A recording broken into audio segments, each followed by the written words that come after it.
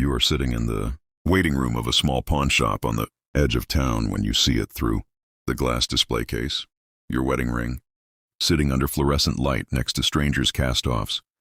A small paper tag looped through, the band with a price written on it that makes your stomach turn to ice. Before I tell you what happens next, because what happens next will restore something in you that you didn't know you'd lost, I want to ask you for something small.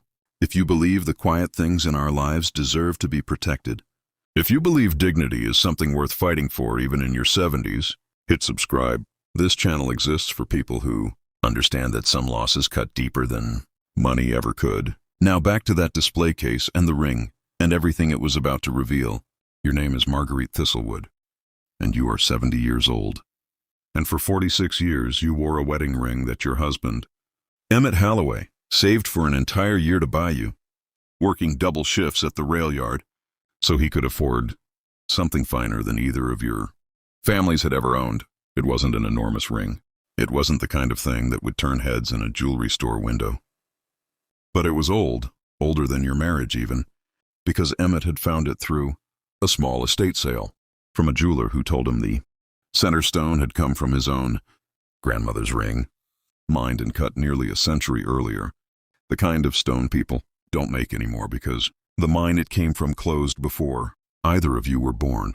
Emmett passed away 6 years ago, quietly, in his sleep, after a long life of hard work and harder love, and in the 6 years since, you have worn that ring every single day, not out of sentiment alone, but because it felt like the last living piece of him, still touching you, still present in the ordinary motions of your hands, washing dishes, gardening, holding your grandchildren.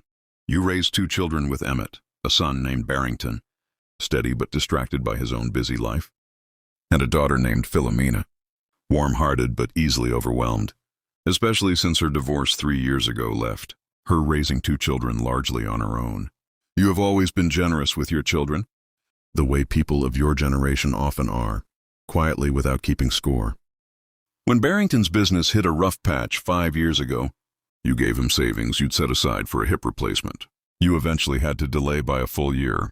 When Philomena's divorce left her drowning in legal fees, you helped cover what you could without ever once mentioning what it cost you. You believed, as most parents believe, that this kind of quiet sacrifice built something durable between you. Trust, understanding, the sense that you would always show up for each other. 4 months ago, you had a small stroke, mild, the doctor said, but enough to leave your right hand weakened for several weeks, enough to require a short stay in a rehabilitation facility while you regained your strength. During that stay, unable to manage your own home, you allowed Philomena to stay in your house to keep an eye on things, grateful, even for the help. You didn't think twice about it. You trusted her the way you'd trusted her your whole life. It was 3 weeks into your rehabilitation stay that a nurse mentioned, in passing, that she'd seen your daughter and a man in a suit walking out of a jewelry appraisal shop down the street from the facility, laughing about something. And it struck the nurse as odd enough to mention only because she recognized Philomena from her visits. You didn't think much of it at first. You assumed it was nothing. Maybe Philomena was having something appraised for herself or helping a friend. It wasn't until you returned home 2 weeks later, your hand still weak but steady enough to manage daily tasks again, that you reached for your jewelry box on the dresser to retrieve the ring you'd taken off only for your hospital stay, and found the small velvet compartment where it always sat completely, deliberately empty. You called Philomena immediately, voice shaking, asking if she'd moved it somewhere for safekeeping. There was a long pause on the line, the kind of pause you have come to recognize in your long life as the sound of someone deciding how much truth to tell. "Mom," she finally said, "I need you to not be upset. I was in a really tight spot financially. The kids needed things for school, and I didn't know who else to ask. And I knew you weren't wearing it while you were in rehab. So I thought it would be okay to borrow against it for a little while. I was going to buy it back." You asked her very quietly what she meant by borrow against it. She explained haltingly that she had taken the ring to a pawn shop nearly a month earlier, using it as collateral for a loan to cover overdue bills, fully intending to repay the loan and retrieve it before you noticed. But the loan had ballooned with interest she hadn't anticipated, and rather than tell you the truth, she had let the pawn period lapse, and the shop had put the ring out for sale to recoup their money. It was sitting, right now, in a display case priced far below its true worth because neither Philomena nor the pawn shop had any idea what that particular stone actually was. You didn't yell. You didn't cry, not yet. You simply asked her, in a voice that surprised even you with its steadiness, "Do you understand that this ring is the last thing your father ever gave me, with his own hands?" And she said through tears that she did understand, that she was ashamed, that she'd meant to fix it before you ever found out. But understanding after the fact is not the same as respecting something before you act, and you knew, standing there with an empty velvet compartment in your palm, that your daughter had made a calculation weeks earlier that your ring, sitting quietly in a drawer, mattered less than her immediate convenience, and that she had been willing to let you go on believing it was safe rather than face the discomfort of asking you directly for help. That night was one of the loneliest of your life. Lonelier in some ways than the months after Emmett's death, because grief for the dead comes with the comfort of shared mourning, while this grief came with no one to share it. Only the quiet horror of realizing that trust you'd built over 40 years could be spent so easily by someone who loved you. You sat in your bedroom with the empty velvet box in your lap, running your thumb over the indentation where the ring had rested for 6 years, and you thought about all the ordinary moments that ring had witnessed: washing bottles for your grandchildren, kneading bread dough on Sunday mornings, resting against Emmett's hand the night before he died. You felt, for the first time since his death, that you had lost him twice. You did not sleep well that night, turning over the same aching question: how does a mother forgive a daughter for treating the most sacred object in her possession as disposable collateral? Somewhere near 2 in the morning, unable to bear the stillness any longer, you called the one person in your life who had always been steady in a crisis, your longtime friend and former co-worker, a sharp, kind-eyed woman named Perpetua Ainsley, who had spent 30 years working as a gemologist before retiring. Perpetua listened to the whole story without interrupting, and when you finished, she said only, "Marguerite, tell me the name of that pawn shop. I want to see this ring myself before anyone sells it to a stranger." The next morning, Perpetua drove you both to the pawn shop, and standing at that same display case, she asked the owner, a tired but honest man named Wendell Courtwright, if she could examine the ring closely under proper lighting. Wendell obliged, curious himself, since the ring had sat unclaimed longer than most items in his case. Perpetua turned the ring slowly, under a jeweler's loupe for nearly 10 minutes in complete silence, and when she finally looked up, her expression had shifted into something between astonishment and quiet vindication. "Marguerite," she said, "do you know what this stone actually is?" You shook your head. Emmett had always simply called it your ring and nothing more, and you'd never thought to have it formally appraised, because its value to you was never about money.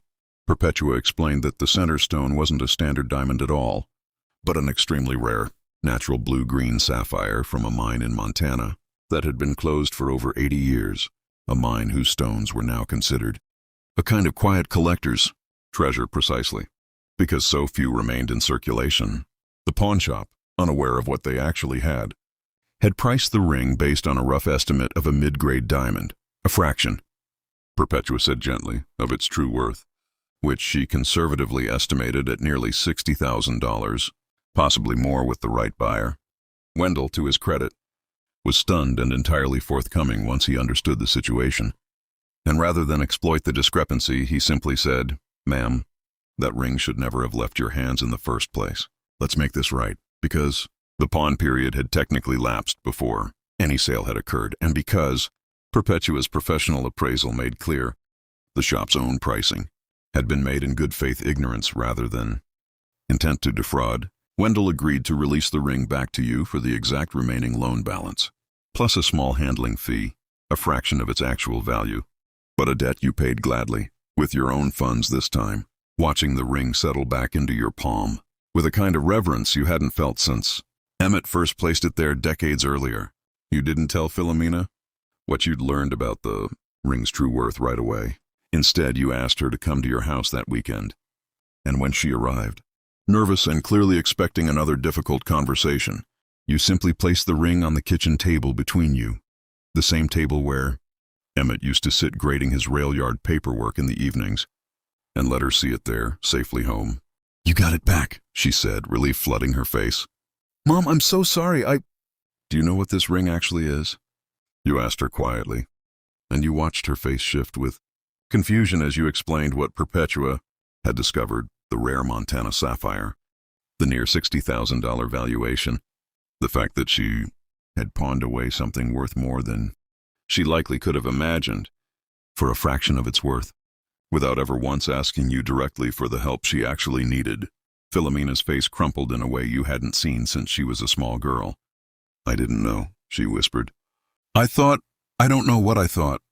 I just knew I was drowning, and I didn't want to ask you for money again. Not after everything you'd already given Barrington and me over the years. I thought if I just borrowed against something you weren't wearing anyway, I could fix it quietly and you'd never even have to know I was struggling. That admission cracked something open in you, not an excuse, but an explanation that finally made the betrayal legible rather than simply cruel. Your daughter hadn't set out to hurt you.